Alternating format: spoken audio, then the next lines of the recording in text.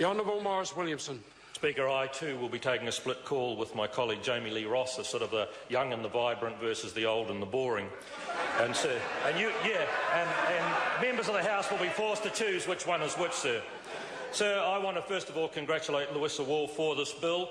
And I want to say, sir, that the good news about the years in this Parliament is you learn to deflect all of the dreadful sort of fire and brimstone accusations that are going to happen, sir.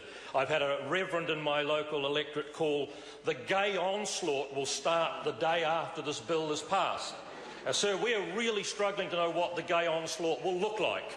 We don't know if it'll come down the Pakuranga Highway as a series of troops, or whether it'll be a gas that flows in over the electorate and locks us all in.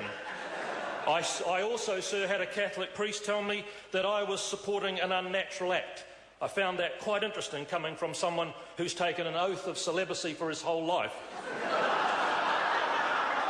I always say celibacy. OK, we'll go with celibacy. OK, I haven't done it, so I don't know what it's about.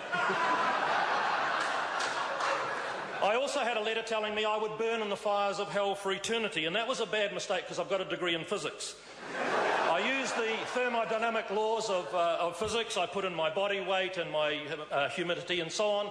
I assumed the furnace to be at 5,000 degrees, and I will last for just on 2.1 seconds. It's hardly eternity. What do you think? And some more disgusting claims about what adoption would be. Well, sir, I've got 3 fantastic adopted kids. I know how good adoption is, and I found some of it just disgraceful. I found some of the bullying tactics really evil. And, sir, I gave up being scared of bullies when I was at primary school.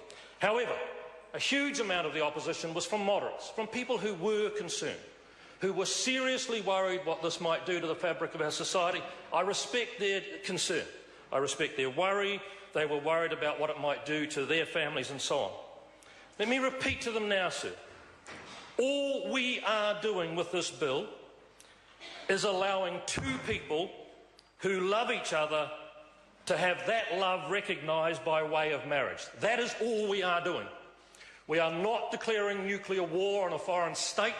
We are not bringing a virus in that could wipe out our agriculture sector forever. We are allowing 2 people who love each other to have that recognised, and I can't see what's wrong with that for love nor money, sir. I just cannot. I cannot understand why someone would be opposed. I understand why people don't like what it is that others do. That's fine. We're all in that category. But I give a promise to those people who are opposed to this bill right now. I give you a watertight, guaranteed promise. The sun will still rise tomorrow. Your teenage daughter will still argue back with you as if she knows everything. Your mortgage will not grow. You will not have skin diseases or rashes or toads in your bed, sir. The world will just carry on. So don't make this into a big deal. This is fantastic for the people it affects, but for the rest of us, life will go on.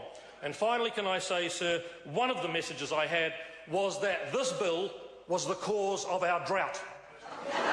This bill was the cause of our drought. Well, if any of you follow my Twitter account, you will see that in the Pakuranga electorate this morning, it was pouring with rain. We have the most enormous big gay rainbow across my electorate. It has to be a sign, sir. It has to be a sign.